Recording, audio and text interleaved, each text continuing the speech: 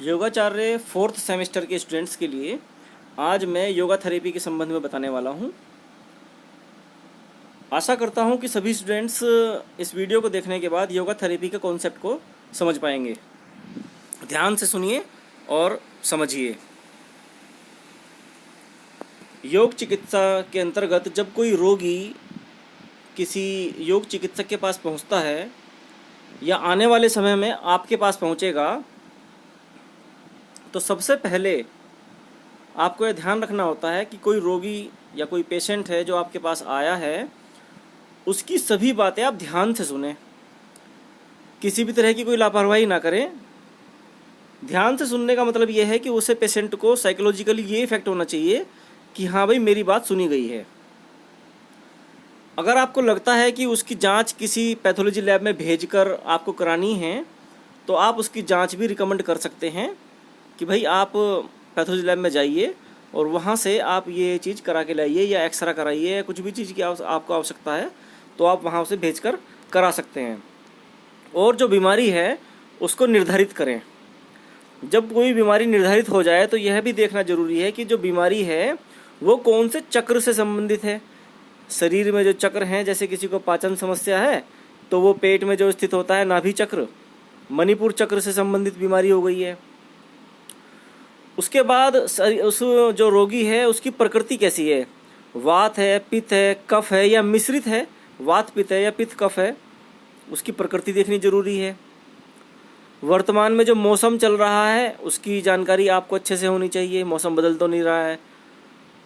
फिर वो जो व्यक्ति आया है कौन से परिवेश से आया है, उसका खान पान कैसा है, उसकी जीवन शैली कैसी है, ये आपको पता होनी चाहिए। जब आपको रोगी की शारीरिक स्थिति का पता चल जाए और उसके पिछले जीवन में कोई उसके एक्सीडेंट हुआ हो, कोई चोट हुई हो या ऑपरेशन हुआ हो, तो कुछ इस तरह की जानकारी अगर वो आप लेना चाहते हैं तो वो भी लीजिए। जब आपको रोगी के बारे में सब बातें पता चल जाएं, रोग का आपको पता चल गया, रोगी की हिस्ट्री आपको पता चल गई है, और आपने अगर पैथोलॉजी टेस्ट वगैरह कराए हैं या एक्सरे कराया है या कुछ और कराया है और आप कन्फर्म हो चुके हैं कि हाँ भाई ये समस्या है, तब जाकर आप उसे योग चिकित्सा निर्धारित करेंगे और रोगी को यह भी विश्वास दिलाएंगे कि आप बहुत जल्द ठीक हो जाएंगे। बस जैसा कहते हैं वैसा आप कीजिए। यह चिकित्सा जो है इसमें किसी भी दवाई की आवश्यकता नहीं होती है। इसके बाद आप योग चिकित्सा उसको रिकमेंड करेंगे। यहाँ हमने एक पेशेंट लिया है जिसकी उम्र 40 वर्ष है। ये पुरुष है और इसको पेट की समस्या है, इसे भूख कम लगती है और पेट भारी भारी रहता है। उनको ब्लड शुगर भी नहीं है और ब्लड प्रेशर भी नहीं है, लगभग सामान्य है। तो एक पाचन संबंधी रोग जो कि 40 की एज में लगभग सामान्य स्थिति में मनुष्य को हो रहा है, तो उसकी जीवन शैली आप समझ सकते हैं वो कैसी होंगी। तो उसको जो रिकमेंडेशन की जाएंगी वो 6 पार्ट में की जाती है योग में। कोई कोई व्यक्ति 7 पार्ट में भी कर देता है। इसके अंतर्गत हम जो हैं साप्ताहिक रिकमेंडेशन देते हैं और सप्ताह में रोगी को बुलाकर एक बार चेक भी कर लेते हैं कि भाई क्या स्थिति है अब।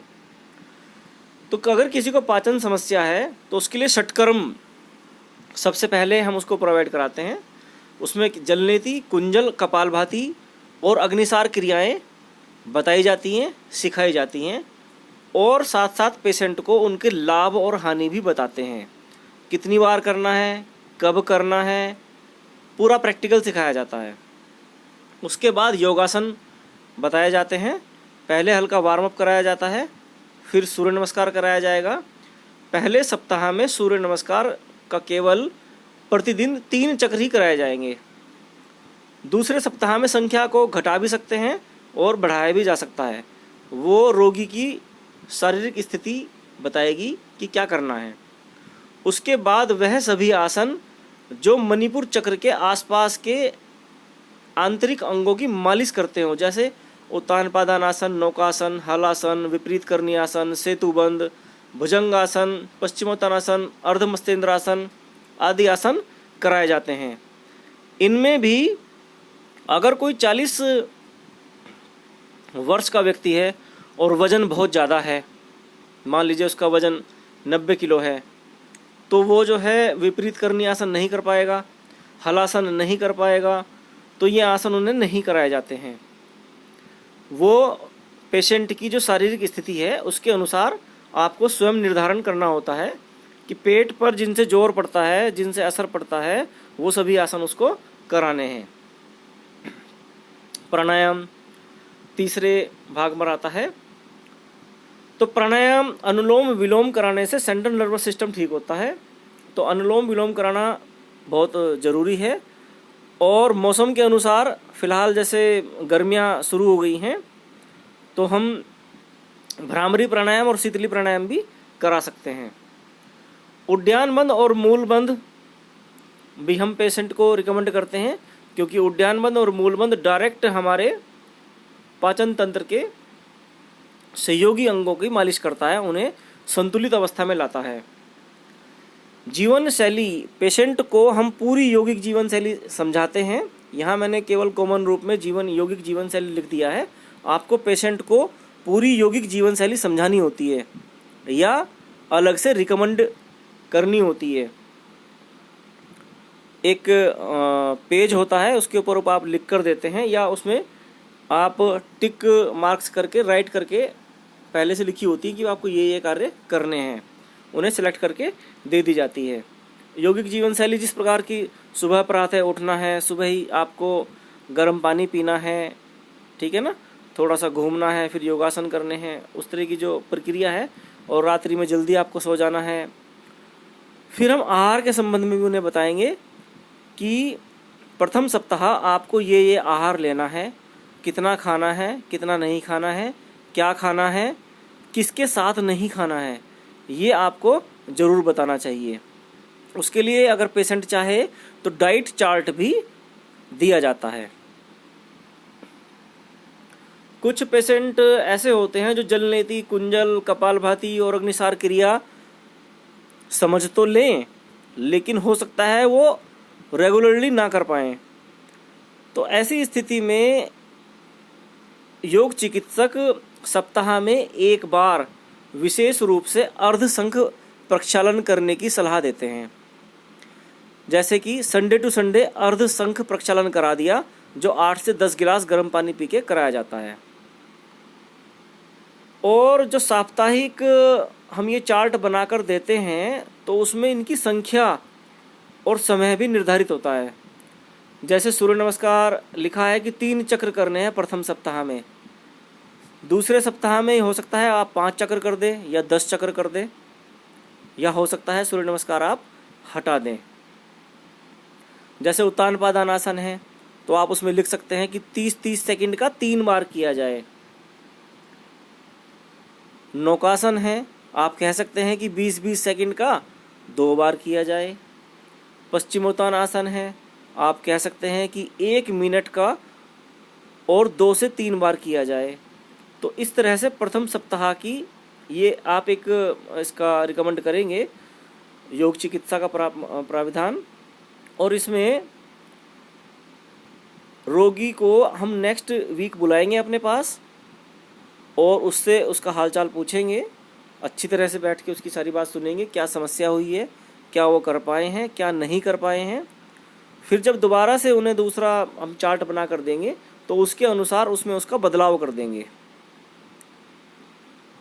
यहाँ इस सारी प्रक्रिया में किसी भी पेशेंट को रिकमेंड करने से पहले जल्दबाजी नहीं की जाती है। ऐसा भी कई बार देखा गया है कि पहले दिन रोगी को बुलाकर पूरी जांच और परीक्षा करने के बाद कहा जाता है कि आप कल आइएगा, कल हम आपको पूरा रिकमेंडेशन दे देंगे और आपको यहीं पर ही सिखाया भी जाएगा। कुछ योग चिकित्सक अपने पास पेशेंट को 10 दिन या 15 दिन के लिए रख भी लेते हैं। जैसे कोई पेशेंट दिल्ली से बिलोंग करते हैं या फिर कहीं दूसरे राज्यों से बिलोंग करते हैं तो उन्हें योग चिकित्सक अपने पास बुला लेते हैं कि भाई आप हमारे यहाँ आ जाइए 2 हफ्ते के लिए, यानी कि 14 दिन के लिए, और हमारे पास आप रहिए और यहाँ हम आपको योग चिकित्सा प्रोवाइड कराएंगे और जो हमारे असिस्टेंट हैं वो आपको बहुत अच्छे से सिखाएंगे भी। तो जब वो हमारे पास आ जाते हैं, योग चिकित्सक के पास आ जाते हैं, तो उन्हें षटकर्म, योगासन, प्राणायाम, बंध, जीवन शैली, आहार, इनके संबंध में तो सब चलता ही रहता है, लेकिन इसके अलावा जैसे मालिश चिकित्सा है, एक्यूप्रेशर है, मर्म थेरेपी है, ये भी साथ में जोड़ दी जाती हैं। इससे रोगी को बहुत जल्दी आरोग्यता प्राप्त हो जाती है।